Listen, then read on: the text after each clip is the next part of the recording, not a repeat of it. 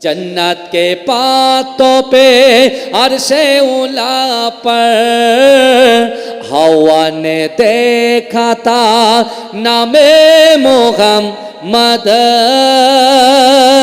जन्नत के पातों पे अर्शे उला पर आदम ने देखा था नामे मोहम्मद। दिल का जाला नामे मोहम्मद, आंखों का तारा नामे मोहम्मद। पूछेगा रब तो हिलाया क्या क्या, मैं तो कहूँगा नामे मोहम्मद। दिल का जाला नामे मोहम्मद, आँखों का तारा नामे मोहम्मद। सल्ले आला का चेहरा सजा कर दुल्हे बना के नामे मोहम्मद। दिल का जाला नामे मोहम्मद, आँखों का तारा नामे मोहम्मद। अल्लाहुम्मा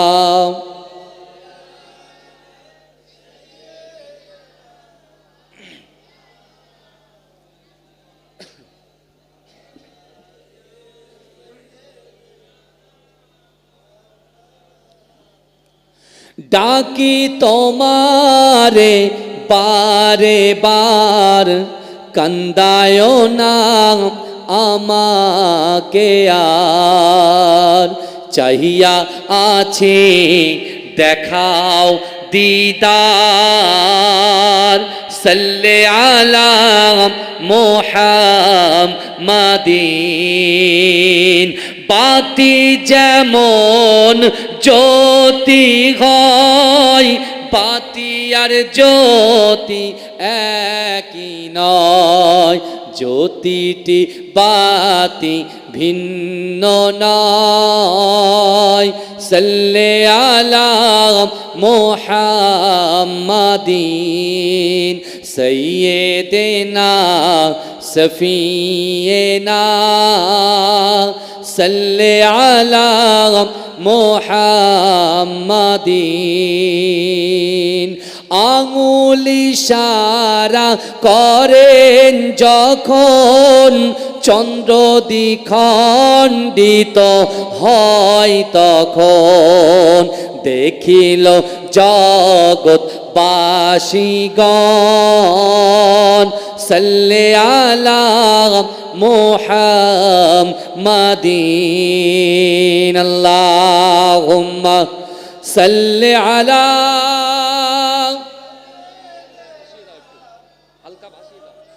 হে যুবকেরা, বাবা আদম আলাইহিস সালাতু ওয়াস সালাম বলছে, ও ছেলেছি শোনো শোনো, তোমার আব্বাজান আদম একটা ভুলের জন্য 350 বছর কেঁদেছে, আর 350 বছর আল্লাহ ক্ষমা করেছে।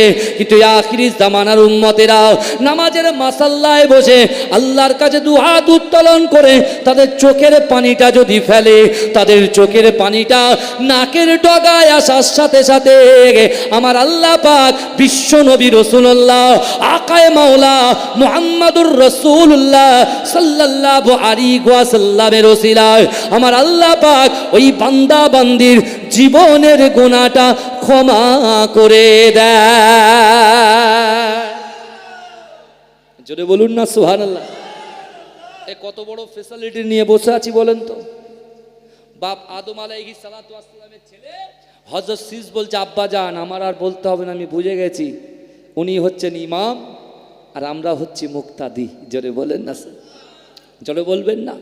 কিন্তু আমার ভাই জানেরা, এই নবী পাকের উম্মত উম্মতিরা, সেই বিশ্ব নবী রাসূলুল্লাহ সাল্লাল্লাহু আলাইহি ওয়াসাল্লাম দ্বীনের দাওয়াত জন্য, ইসলামের দাওয়াত দেওয়ার জন্য, কলেমার ঝান্ডাটাকে উত্তোলন করার জন্য আল্লাহর রাসূল সাল্লাল্লাহু আলাইহি ওয়াসাল্লাম আবু কুবাইস পাহাড়ের নিচে আল্লাহর রাসূল কোরআন তেলাওয়াত করে। এ যুবকেরা, আর রহমান আল্লামাল কুরআন খলাকাল ইনসান আল্লামাহুল বায়ান আশ-শামসু ওয়াল কমারু বিহুসবান ওয়ান নাজমু ওয়াস-শাজারু ইয়াসজুদান ওয়াস-সামাa'u রাফা'হা ওয়া ওয়াদা'আল মিজান আল্লা তাতগাউ ফিল মিজান। এ যুবকেরা, আল্লাহ রাসূলের এই কোরআন শুনে মক্কার জমিনে এমন কোন বাড়ি বাকি ছিল না, এমন কোন নারী বাকি ছিল না, এমন কোন যুবক বাকি ছিল না, সকলে দলবদ্ধভাবে আল্লাহ রাসূলের পাশে বসে বসে কোরআন শ্রবণ করেছে। এ যুবকেরা, তৎকালীন যুগে সব থেকে বড় নেতা আবু জাহাল, আবু লাহাব, উতবা, মুগীরা, খালিদ, আবু সুফিয়ানেরা আমার রাসূলুল্লাহর পাশে বসে বসে বসে বসে কোরআন তেলাওয়াত শ্রবণ করেছে। জোরে বলেন না সুবহানাল্লাহ। নারে দেখবে, নারে দেখবে। কোরআন যখন তেলাওয়াত করছেন সবাই মুগ্ধ, পাগল।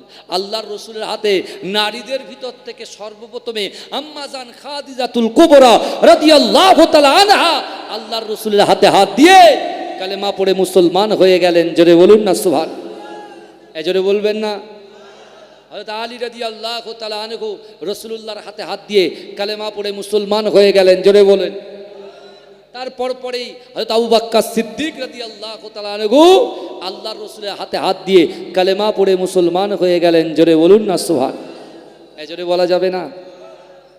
আল্লাহর রাসূল যখন দ্বীনের দাওয়াত পৌঁছাচ্ছেন, আবু জাহাল আবু বকরকে বলছে, আবু বকর, তোমাকে ভালো মনে ভাবতাম, তোমার জ্ঞান, তোমার দক্ষতা, তোমার বুদ্ধি সবার থেকে আলাদা, আর তুমি শেষকালে আব্দুল্লাহর বেটা মুহাম্মাদের কথা প্রভাবিত হয়ে তুমি কালেমা পড়ে মুসলমান হয়ে গেলে। একদিন তোমাকে আমি ছাড়বো না, তোমাকে ছাড়বো না, মুহাম্মাদের থেকে পৃথক করে দেবো। হয়তো আবু বকর, হুজুর, আল্লাহর রাসূলের কাছে কাবা শরীফের পাশে রাসূলুল্লাহ বসে আছেন, আল্লাহর রাসূলের হাতে হাত দিয়ে বলছি, ইয়া রাসূলুল্লাহ, আপনি একটু দোয়া করেন আমার জন্য, আল্লাহ যেন আমার দ্বীনের উপরে কায়েম রাখে। জোরে বলুন না সুবহানাল্লাহ। জোরে বলা যাবে না? দ্বীনের উপরে কায়েম রাখে। আবু বকর হুজুর কি করলেন?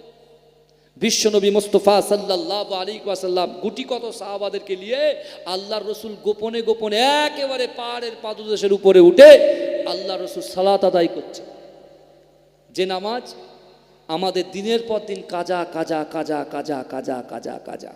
আর এই নামাজের হিসাব কিয়ামতের ময়দানে সর্বপ্রথম আল্লাহ নেবে। আল্লাহ জিজ্ঞাসা করবে না তোমার বাপের নাম কি, তোমার মায়ের নাম কি, তোমার কত বিঘা জমি ছিল, তোমার কটা মোবাইল ছিল, তোমার কটা শালাশালি ছিল, এসব কিচ্ছু জিজ্ঞেস করবে না। আল্লাহ সর্বপ্রথমে জিজ্ঞাসা করবে, এ আমার বান্দা, আমি আল্লাহর নিয়ামত তুমি ভক্ষণ করেছো, আমার হুকুম তুমি কতটা পালন করেছো, সেই হুকুমের ভিতরে নামাজ তুমি পড়েছো না পড়োনি বলো।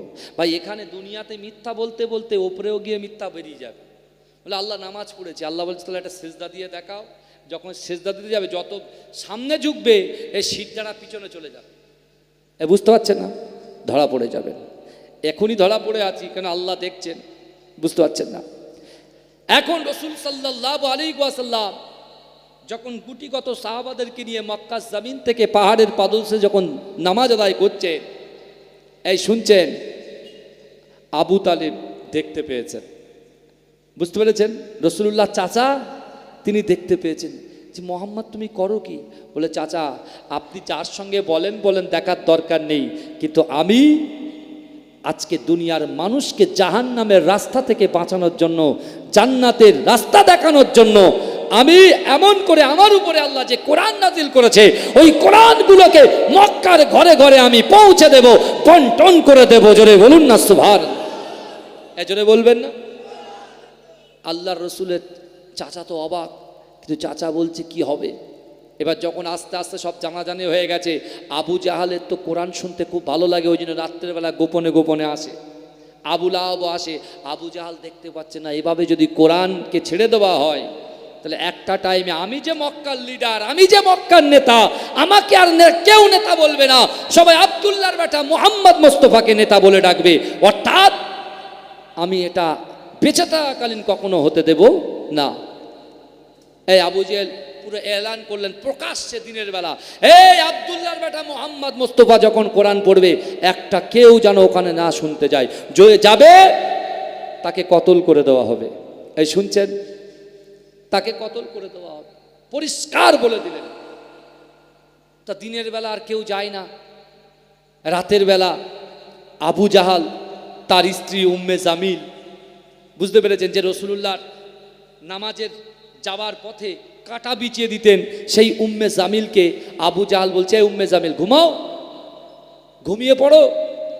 উম্মে জামিলের মনে খটকা লেগেছে যে কি ব্যাপার, আমার স্বামী কখনো আমাকে এইভাবে ঘুমাতে বলে না, আর আজকে ঘুমাতে বলছে, তার কারণটা কি, তার কারণটা কি? তা বলছে দাঁড়ান, আমাকে বারবার ঘুমাতে বলছে মানে আমি একটু অ্যাক্টিং করবো, একটু ঘুমানোর ভান করে থাকবো, কি করে আমি দেখ। এই বুঝতে পেরেছেন, জিন্দেগিতে বলেনি, আজকে বললো, তার কারণ তো আছে। তা হঠাৎ করে আপনি যদি প্রত্যেকদিন মোবাইলটা বাড়ি রেখে এরকম প্রকাশ্যে রেখে দিয়ে আপনি বাথরুমে যান, হঠাৎ করে একদিন যদি মোবাইল নিয়ে আপনি বাথরুমে ঢোকেন, সন্দেহ করবে না? এই কথা বলেন। একবার টুই করে SMS দেবে, গিন্নি কিন্তু দূর থেকে ফলো রাখবে, বুঝতে পারছেন না? কখন ফোনটা রাখবে আমি একটু চেক করব, বুঝতে পারছেন না? কখন ফোনটা রাখবে আর কখন চেক করবো, কেন ফোনে যে মেসেজ এসছে, দুটোর পরে মেসেজ মানে বিশাল ব্যাপার। তো একবার ইনকোয়ারি করতে দেখে যে কোথা থেকে এসছে, ব্যাংকের লোন পায়, সে লোনের মেসেজ এসছে, তখন একটু হাফ ছাড়ে, বুঝতে পারছেন না? এরকম আছে না নাই? দেখেন, স্বামী স্ত্রীর মধ্যে একটা বন্ডিং, একটা ভালোবাসা রাখবেন। যে বাড়ির ভিতরে স্বামী স্ত্রীর মহাব্বত ভালোবাসা থাকে, সেই বাড়িতে আল্লাহ রহমত বর্ষণ করে। জোরে বলেন, জোরে বলবেন না সুবহানাল্লাহ, জোরে বলবেন না সুবহানাল্লাহ।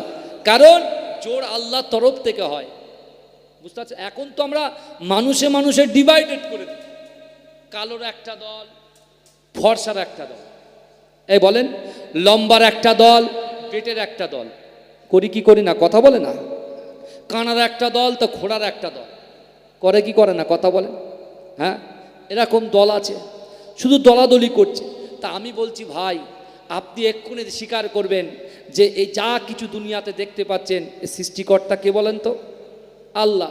কালোকে সৃষ্টি করেছেন আল্লাহ, ফর্সাকে সৃষ্টি করেছেন আল্লাহ, তাই তো? এটা মেনে নিলাম। কিন্তু বর্তমানে তো সব ফর্সাই চাই, কালো তো কেউ চাই না। তা সবাই যদি ফর্সা চায়, তা কালোগুলো নেবে কে? এই কথা বলেন, কালোগুলো নেবে কে? সবাই তো ফর্সার দিকে ঝুঁকছে, বুঝতে পারছেন না? গুনটুন দেখার জায়গা নেই। এই কুফু দেখে না বিয়ে করার আগে, কুফু কুফু, ও কুফু টুফু দেখার দরকার নেই, সাদা ফর্সা হলেই হলো, ও চলে যাবে আর কি। কিন্তু ভাইজান, অত সহজ নয়।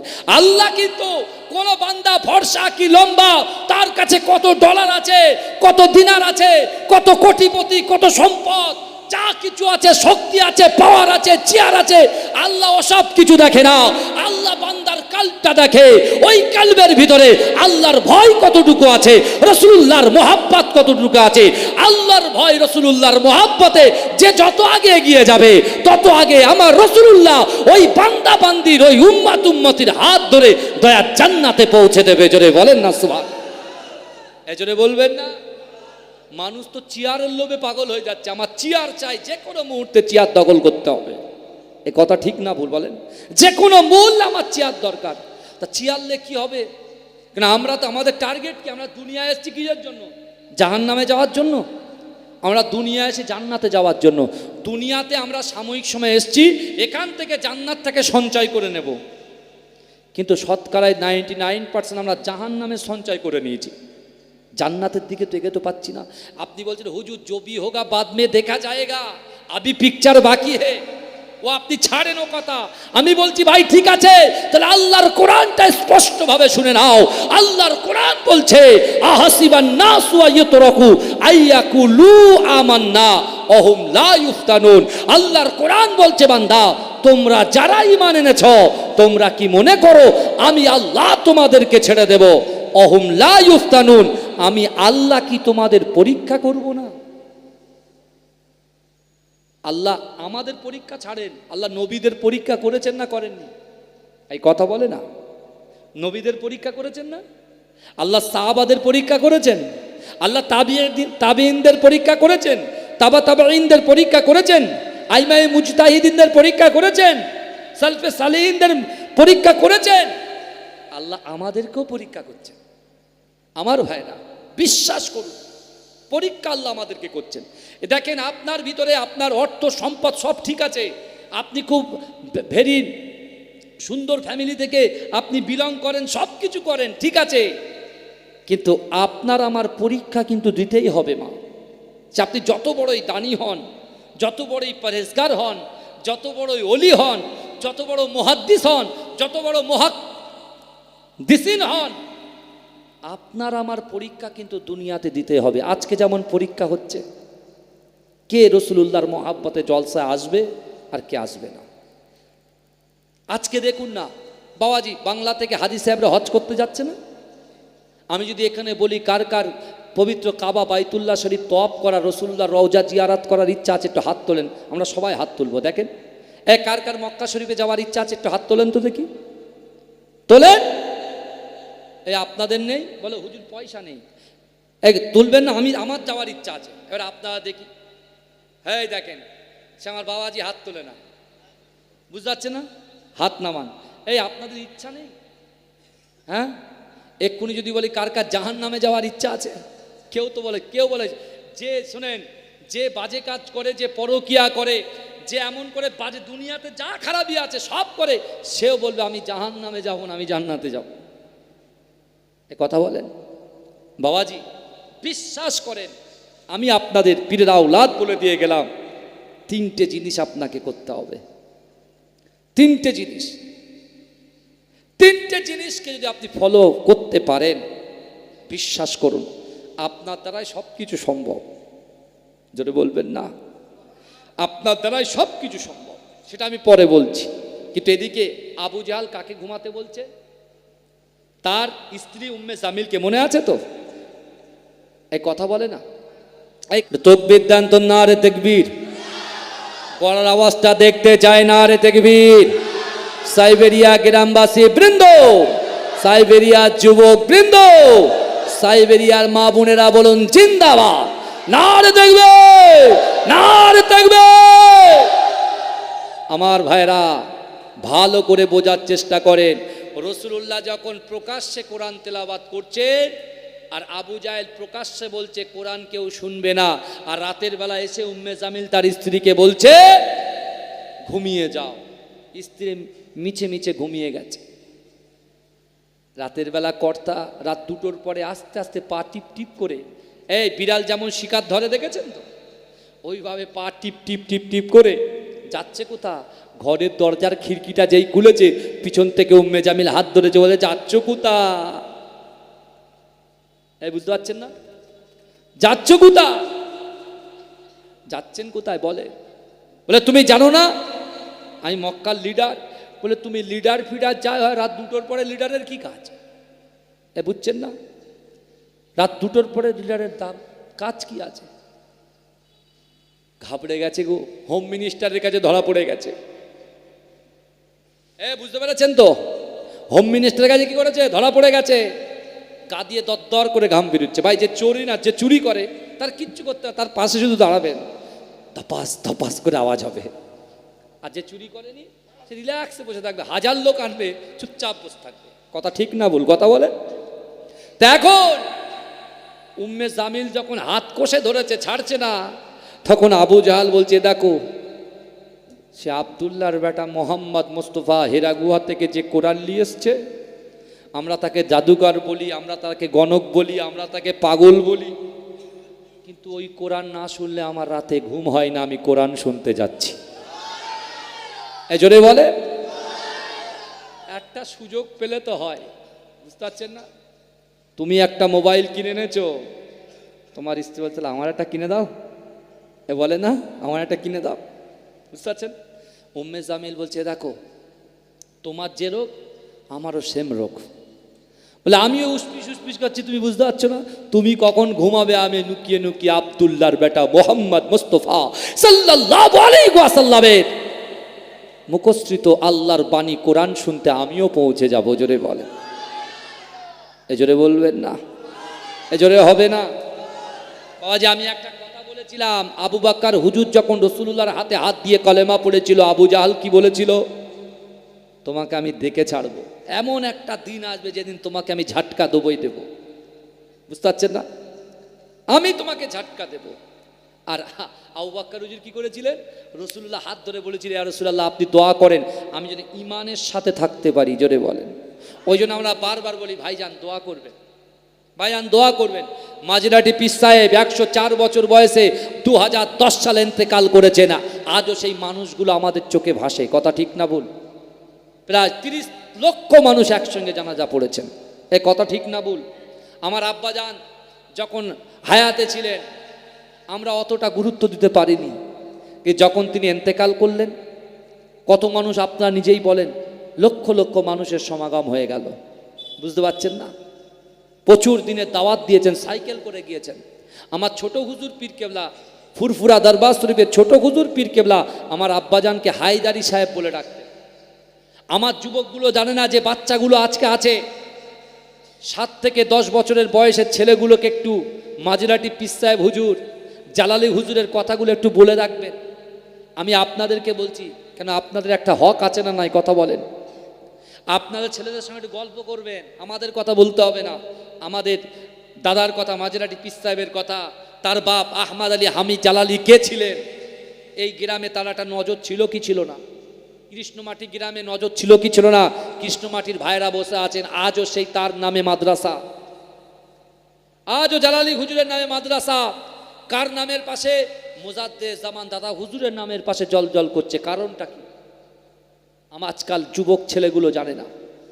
এরা হয়তো ওরে ভূমি মদিনার ভূমি গজলটা ভালো লাগে বলে রাকিবুলকে চেনে, কিন্তু না, ব্যাকগ্রাউন্ড কিন্তু আলাদা, ব্যাকগ্রাউন্ড আলাদা। যে যত হোমওয়ার্ক করে বাড়িতে বসে বসে সে তত পরীক্ষায় কিন্তু নাম্বার ভালো পায়। কথা ঠিক না বল? আর আপনি যদি করবেন না, পরীক্ষায় নাম্বার কম পাবেন। মানুষের সঙ্গে সৎ ব্যবহার করতে হবে, মানুষকে সম্মান দিতে হবে। আমার ভাইরা বিশ্বাস করেন, আমার রাসূল বলেছেন দেশকে ভালোবাসা ঈমানের অঙ্গ।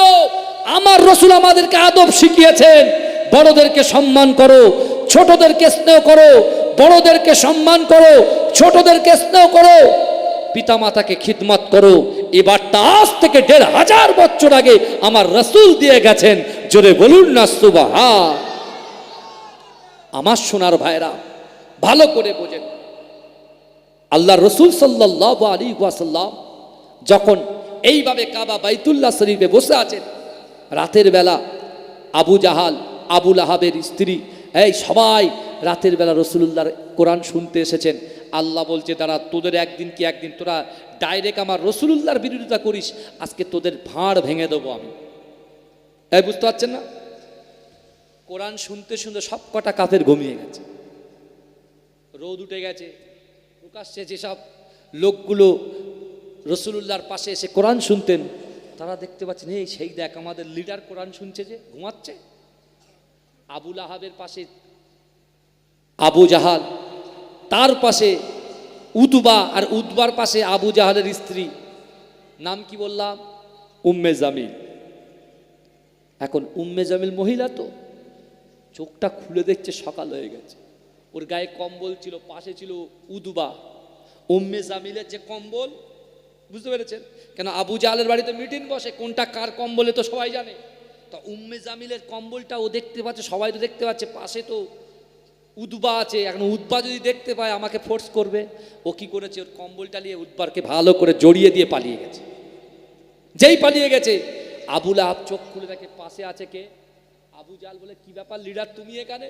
ও বলছে তুমি এখানে। সব মাথায় মাথায় ধাক্কা মারছে, বুঝতে পেরেছেন? যেই ধাক্কা মারছে, আবু লাহাব বলে সাবধান, আবু জাহাল তুমি সাবধান। বলে এই উতবার কাছে তোমার বউয়ের কম্বল আসলো কোত্থেকে? এই বলে নিজের নেতাদের ভিতরে দ্বন্দ্ব। তখন আবু জাহাল তো বুঝতেই পাচ্ছেন কত চালাক সে, শয়তানি চালাক, ভালো চালাক নয়, শয়তানি চালাক। ও সাথে সাথে হাত ধরে বলছে, বন্ধু শোনো, আমরা হচ্ছি লিডার, এখন জনগণ আমাদেরকে লিডার বলে ভাবে, নেতা বলে মানে। এখন আমরা যদি নিজেদের ভিতরে গুতুগুতি করে, কেউ আর আমাদেরকে কি সম্মান দেবে না। চলো দারুন নাদোয়াতে চলো। ওদের একটা সুন্দর ঘর আছে, দারুন নাদোয়াতে গিয়ে বলছেন, কি ব্যাপার এ বলছে তুমি যাবে না, ও বলছে তুমি যাবে না। হ্যাঁ, আল্লাহ রসুল সাল্লাল্লাহু আলাইহি ওয়াসাল্লাম যখন কোরআন পড়ছেন, রসুলকে আর কেউ আটকাতে পারছে না। জোরে বলুন না সুবহানাল্লাহ। এ জোরে বলা যাবে না সুবহানাল্লাহ? জোরে বলা যাবে না সুবহানাল্লাহ? কিন্তু আমার ভাই জানেরা, এ নবী পাকের উম্মত উম্মতিরা, এ নবী দেবানারা, একটু ভালো করে বোঝার চেষ্টা করেন। বিশ্ব নবী রাসূলুল্লাহ সাল্লাল্লাহু আলাইহি ওয়াসাল্লাম সাহাবাদেরকে লক্ষ্য করে বলেছিল, ও বাবা আবু বকর, ও বাবা আলী, ও বাবা জায়েদ, শোনো শোনো, আমি রাসূলুল্লাহ তোমাদেরকে জানিয়ে দিলাম, আল্লাহর কোরআন থেকে 3টা আয়াত তোমাদেরকে বলে যাব। না না না, এই 3টে আয়াতকে তোমরা যদি গ্রহণ করতে পারো, তোমরা যদি অ্যাকসেপ্ট করতে পারো, তোমরা যদি ধরে নিয়ে আমলে জিন্দেগি গঠন করতে পারো, ও আমার সাহাবারা, তোমাদের দ্বারাই যেটা অসম্ভব, আমার দ্বারাই যেটা অসম্ভব, আমাদের দ্বারাই যেটা অসম্ভব, এই অসম্ভবকে আমার আল্লাহ পাক সম্ভব করে দেবে। এ যুবকেরা, আল্লাহ রসুলের এই কথা শুনে আবু বকর হুজুর বললেন, ইয়া রাসূলুল্লাহ, ইয়া হাবিবাল্লাহ, হুজুর আপনি বলেন বলেন, আপনি কি এমন আয়াত আমাদের সামনে উপস্থাপন করবেন? ও যুবকেরা, আল্লাহর কোরআন বলছে, বান্দা, ইয়া আইয়ুহাল্লাযীনা আমানুত্তাকুল্লাহ ওয়া কুনু মা'আস সাদিকিন। এ যুবকেরা, একটু ভালো করে বোঝার চেষ্টা করো। আল্লাহ কোরআনে বলছে, ইয়া আইয়ুহাল্লাযীনা আমানু, হে আমার বিশ্বাসী ইমানদার বান্দারা, ওয়াত্তাকুল্লাহ, আমি আল্লাহ, আমাকে ভয় করো, ওয়া কুনু মা'আস সাদিকিন, সত্যবাদীদের সঙ্গে থাকো।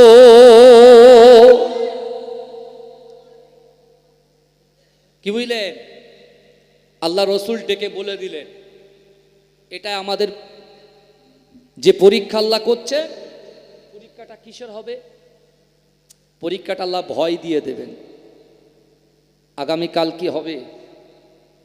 হার্টবিট দপদপ দপদপ দুকদুক দুকদুক দুকদুক করছে, তাই না? এই কথা বলেন। আপনি যদি ইমানদার হন, ইমানদারকে কখনো কাফেররা পরাস্ত করতে পারে না, ক্ষতি করতে পারে না। কে বলেছে? আল্লাহ বলেছে। কিরকম? আপনি ছোট্ট একটা সূরা 30 পারা সূরা আসরটাকে সামনে নিয়ে আসেন। আল্লাহ কোরআন শরীফে সূরা আসরের মধ্যে একটা কসম খেয়েছেন, ওয়াল আস, সময়ের শপথ বা সময়ের কসম, আসরের কসম। এ দেখেন, আসরের ওয়াক্ত থেকে মাগরিবের ওয়াক্তটা হচ্ছে কাছাকাছি। তাহলে আল্লাহ সময়ের গুরুত্ব দিয়ে ওই সময়ের কসম খাচ্ছে। আজকে যৌবন বয়সের ইবাদত আল্লাহ বড় পছন্দ করে, যে যৌবনটা আমরা হেলায় কাটিয়ে দিচ্ছি। হোয়াটসঅ্যাপ, কি যে কথা বলে না, পাওয়ার। আমি আর বলতে চাইছি না, আমার যুবকদেরকে আমি মহাব্বত করি খুব, আর তারাও আমার খুব ভালোবাসে, কিন্তু এগুলো তো বলতে হবে। বলতে হবে কি হবে না? কথা বলেন। সারাক্ষণ মোবাইলে পড়ে আছে, আর কিসে পড়ে আছে এটা আপনারা খুব ভালো করে জানেন। কিন্তু যৌবন বয়সের ইবাদত তো আল্লাহ তো কবুল করবেন। হ্যাঁ, আপনি প্যারালাইসিস হয়ে গেছেন, এখন আপনি আপনার ছেলেকে বলছেন, ছেলে কচি চল একটু মসজিদেই চল। এখন 4 জন এই বোঝা ভোড়া করে ঘাড়ে করে এনে মসজিদে ফেলবে, আপনি চেয়ারে বসে বসে পড়বেন। ওটা লাভবান হবে না? আপনার যৌবন বয়সে এসে মসজিদে এসে একদম জুম্মার সবার আগে এসে বসে খুতবা শুনে, বায়ান শুনে, সব নামাজ কমপ্লিট করে দোয়া করে বাড়িতে যাবে। কিন্তু এখন যেটা সম্ভব নয়, এখন সবার শেষে যাচ্ছে আর সবার আগে পালাচ্ছে। এই কথা ঠিক বলছি না ভুল বলছি বাবাজি? এই কথা বলে না, আমাদের অবস্থা কিরকম জানেন বাপ? বলবো, এই হাদিস কোরআনের কথা বলছি না, কিন্তু এইবারে হাদিসও পাবেন না, এই কথা কোরআনেও পাবেন। হাদিসেও পাবেন না, কোরআনেও পাবেন না। কিন্তু একটা যুবক, 30 বছরের একটা যুবকের আবেগের কথা বলছে। আবেগে চললে হবে না, কিন্তু যুবকটা আবেগে লিখে সে ফেসবুকে আপলোড করে দিচ্ছে। কি বলেছে? একটা যুবক ছেলে, বয়স তার 30 বছর। কত বছর বয়স? 30 বছর বয়স। তার বাইসেপ, তার চেস্ট, তার টাইসেপ, সিক্স প্যাক, সব তার গায়ে প্রচুর শক্তি। সে যুবকটা লিখছে যে আমার কাছে হঠাৎ করে আজরাইল এসেছে। কে এসেছে বাপ? আজরাইল। আজরাইলের কাজ কি? জানটাকে কি করা? কবজ করা, তাই না? জানটাকে নিয়ে যাওয়া। তা আজরাইল যখন এসেছে, তা যুবকটা জিজ্ঞেস করছে, কি ব্যাপার আপনি এখানে? আজরাইল, আজব ছেলে তুমি, তুমি জানো না আজরাইল কেন আসে? মানুষের জান নিতে আসে। বলে দাদ আমার বয়স মাত্র 30 বছর, যাদের দাড়ি পেকে গেছে, যাদের বয়স হয়ে গেছে 80-র কোটায়, 70-এর কোটায়, 60-এর কোটায় যাদের আছে তাদের কাছে যান। তুমি আমাকে দোষ দিচ্ছ কেন? তো আমার হাতে নেই। আল্লাহ একটা লিস্ট ধরিয়েছে, আল্লাহ একটা লিস্ট ধরিয়েছে, যে লিস্টে 1 থেকে 100 জনের নাম লেখা আছে। তো 1 নম্বরে তুমি কালিমুল্লাহ, তোমার নামটা লেখা আছে। ওই যুবকটা বলছে তাহলে আমি ইন্তেকাল হয়ে যাবো? বলছে হ্যাঁ। তুমি প্রস্তুত? বলে শোনেন না, দাঁড়ান দাঁড়ান, আমি যুবক ছিলাম, আমার মনের কথা একটু শোনেন। বলে কি? তাড়াতাড়ি বল। বলে আমি আপনাকে একটু খিদমত করব, এটা আপ্যায়ন করব, একটু খিদমত করব। বলে এত বড় সাহস! আজরাইলের সামনে খিদমত করা তো দূরের কথা, কথা বলার ক্ষমতা নেই, আর তুমি বলছো খিদমত করব। বলে আমি আপনাকে একটু খাস করে একটু আপ্যায়ন করবো। বলে কি আপ্যায়ন করবি? বলে আমি আপনাকে 1 কাপ চা খাওয়াবো। কি বলছে? 1 কাপ? যুবকটা বলছে, তার আবেগের কথা দেখেন, কেমন বদ দেখেন। সে বলছে, সে নিজের আবেগের সাথে কথা বলতে বলতে সে বলছে ও আজরাইলকে বলেছে আমি 1 কাপ কি খাওয়াবো? চা খাওয়াবো। তা আজরাইল বলছে ঠিক আছে, তুমি যুবক ছেলে, তোমার কথা তো আমার শুনতেই হয়। তা আজরাইলকে যখন চা দিচ্ছেন, ভাই যে যুবকটা যখন চা দিচ্ছে, চায়ে ঘুমের ওষুধ মিশিয়ে দিয়েছে। চায়ে কি দিয়েছে? ঘুমের ওষুধ মিশিয়ে দিয়েছে। আজরাইল ঢকঢক করে খেয়েছে। যুবকটা বলছে যেই খেয়ে আজরাইল ঘুমিয়ে গেছে। আজরাইল যখন ঘুমিয়ে গেছে, বিড়াল যখন শিকার করার সময় পা টিপে টিপে শিকার করে, ঠিক ওইভাবে আস্তে আস্তে ওই যুবকটা আজরাইলের মাথার কাছে আল্লাহর দেওয়া যে লিস্ট, ওই লিস্টটাকে সে হাতে করে নিয়ে ও কি করেছে, 1 নম্বরে যে ওর নামটা ছিল ওই নামটাকে কেটে 100 নম্বরে লিখেছে। লিখে আবার আস্তে আস্তে দিয়ে এসছে। মানে বুঝতে পারছেন তো? এখানে মিথ্যে কথা বলতে বলতে ওপরে গিয়েও মিথ্যে কথা হয়েছে, মুখে এসে যাবে। ভালো করে বুঝুন। এখন ওই যুবকটা যেই দিয়ে এসছে, এখন টাইমে একদম আজরাইল ঘুম ভেঙে গেছে। আজরাইল ঘুম ভেঙে তো খুব খুশি যে হ্যাঁ রে, এত লোকের কাছে জান কবজ করতে গেলাম, কি 1 কাপ চা খাওয়া তো দূরের কথা, আমার সাথে কি কথাই বলে না, চোখ বড় বড় করে, আর তুই সাহস করে চা খাওয়ালি। যা, তোর উপরে আমি এত খুশি, এত খুশি। যা, আজকে দিনে 1 নম্বর থেকে আমি জান কবজ করবো না, 100 নম্বর থেকে জাহান কবজ করবো। আমার ভাই জানেরা, এ নবী পাকের উম্মতিরা, এ নবী দেবানরা, আবেগে ভাসলে হবে না। আল্লাহর কোরআন বলছে বান্দা, ইন্নাল্লাহা লা ইউগাইয়িরু মা বিকওমিন হাত্তা ইউগাইয়িরু মা বিআনফুসিহিম। ও মায়েরা, যুবকেরা, একটু ভালো করে বোঝার চেষ্টা করেন। আল্লাহর কোরআন বলছে বান্দা, যে জাত যে কওম নিজে পরিবর্তন, আমি আল্লাহ পাক ওই জাতি ওই কওমকে কখনো জন্য পরিবর্তন ঘটাই না।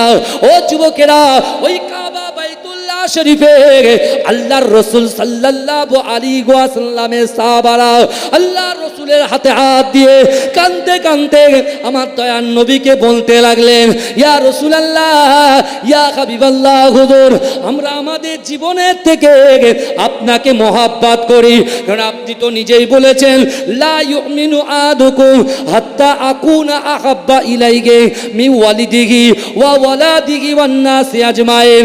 আপনি তো বলেছেন আমার সাহাবারা, তোমরা ততক্ষণ পর্যন্ত পূর্ণ ইমানদার হতে পারবে না যতক্ষণ তোমাদের পিতা মাতা, সন্তান সন্ততি, আত্মীয় পরিজন, পাড়াবাসী, গ্রামবাসী, ইয়া তাকে নিজের জীবনের থেকে আমি রাসূলুল্লাহকে যদি মহব্বত করো, তাহলে তোমরা হয়ে যাবে ইমানদার। জোরে বলবেন না সুবহানাল্লাহ?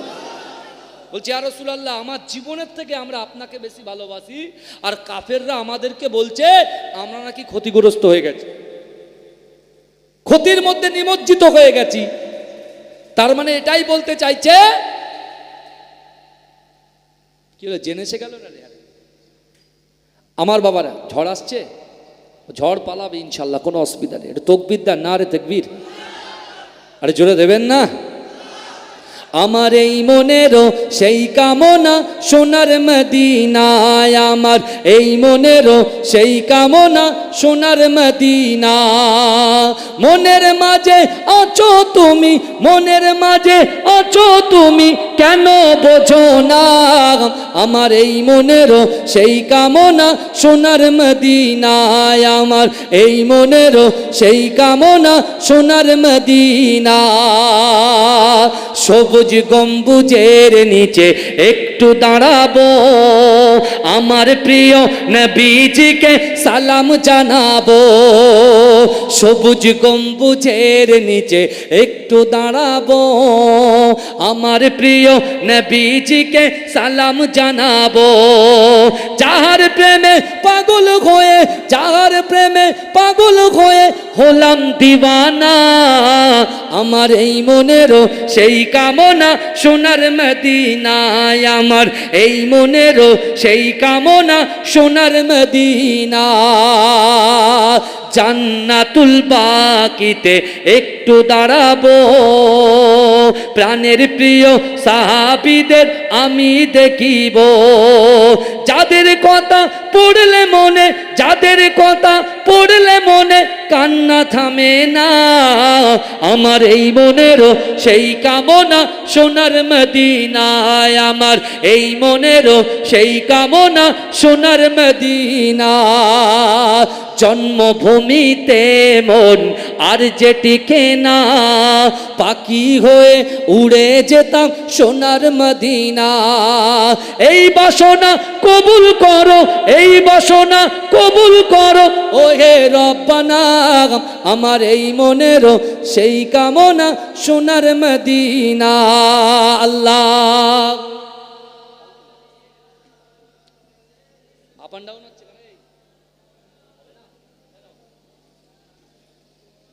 সমস্যা হচ্ছে। আমার বাবাজিরা ভাইরা ভালো করে বোঝার চেষ্টা করে।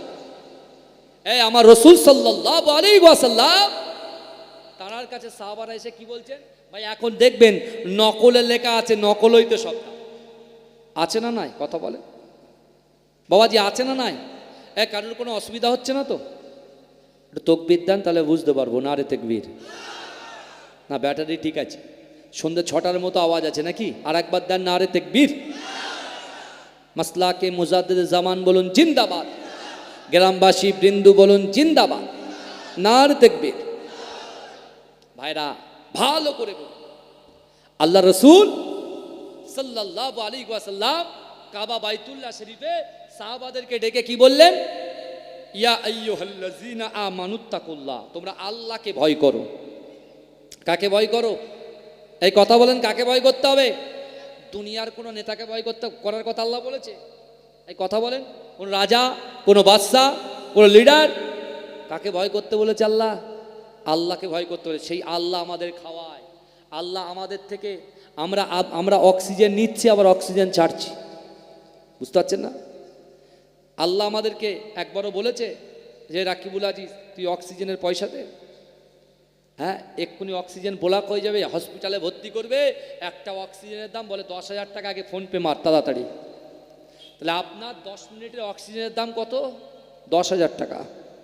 আর আমি 30, 32, 35 বছর বয়সে মায়ের পেট থেকে শুরু করে এই পর্যন্ত যত অক্সিজেন টেনেছি সব ফ্রি আল্লাহ আমাদের করে দিয়েছেন মোস্তফা জানে রহমাতের ওসিলায়। জোরে বল, জোরে বলবেন না ভাইজান? ভালো করে শোনেন, আমার রাসূলুল্লাহর যে হাদিস বর্ণনা করেছেন বুখারী শরীফের সারার মধ্যে এসেছেন, আমাদের কাছে অর্থ সম্পদ আছে না? না নাই, কথা বলেন। 10 টাকা থাকলেও আছে নাই, ব্যাংক ব্যালেন্স আছে নাই, একদম আলমারিতে সাজানো থাক সাজানো আছে, বুঝতে পেরেছেন তো? এই টাকা, ওই অর্থ সম্পদ হচ্ছে পানির মতো। কিসের মতো? পানির মতো। আমার আপনার সম্পদ, জমি জায়গা, গাড়ি বাড়ি, অর্থ সম্পদ সব কিসের মতো?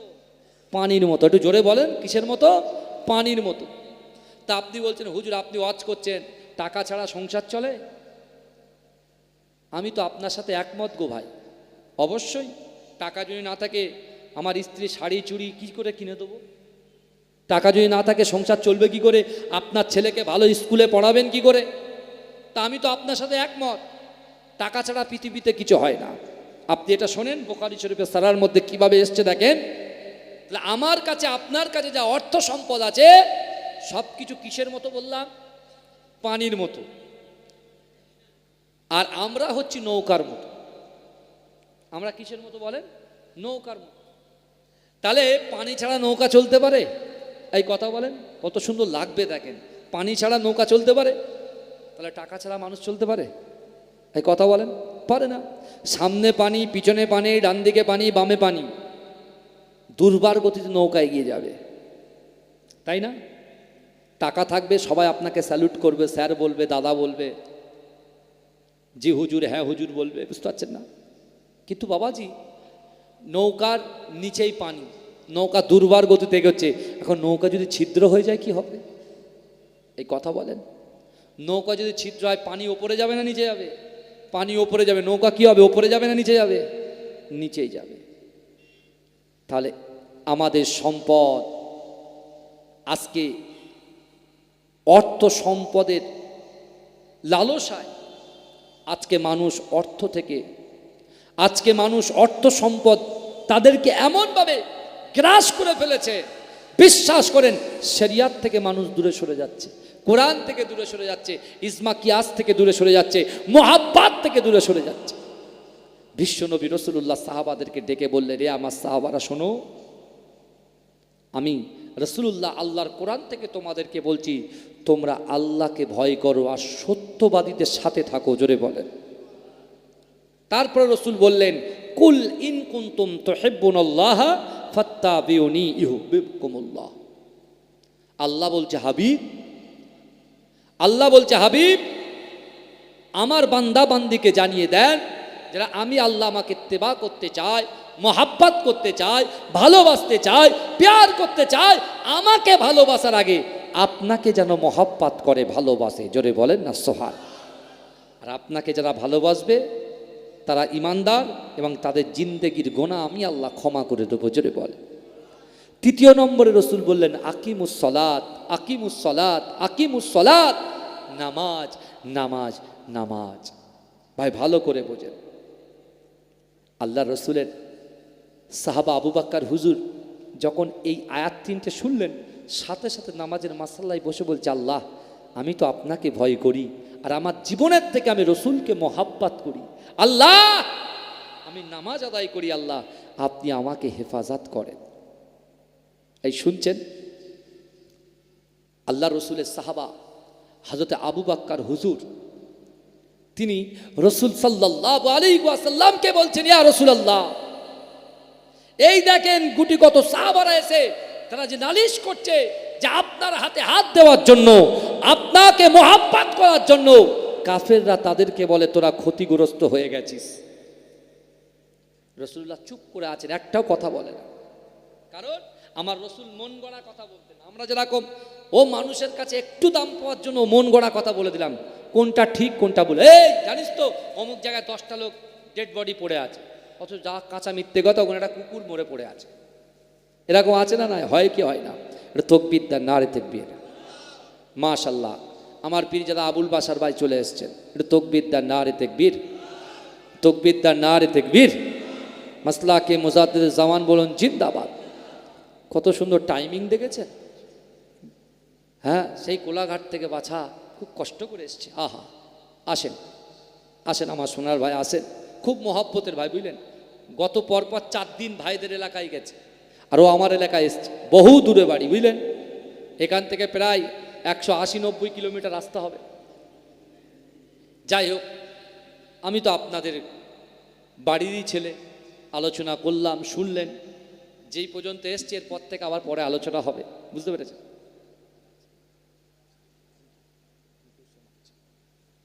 আমার ভাইরা, যাই হোক, আমার ভাই এসে গেছেন, নতুন মেহমান, মুসাফির হালাতে এসছেন। মুসাফিরের দোয়া আল্লাহর দরবারে কবুল হয়। এটা তকবীর দেন, নারে তাকবীর, নারে তাকবীর। মাসলাকে মুজাদ্দিদ জামান, মাশাআল্লাহ, আমার খুব বন্ধু প্রিয় ভাই এসেছেন, আলোচনা করবেন।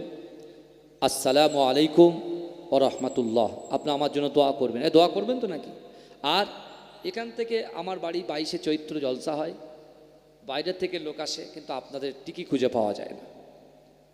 মাজিরাটি হুজুরের আওলাদ হিসাবে আমি আপনাদেরকে দাওয়াত দিয়ে গেলাম। প্রয়োজন পড়ে আপনার ইমাম সাহেব আমার বন্ধু, আমার ভাইয়ের কাছে চিঠিও দেবো, পড়ে শুনিয়ে দেবেন, ইনশাল্লাহ যাবেন। ইনশাল্লাহ বলেন। দরুদ শরীফ আল্লাহুম্মা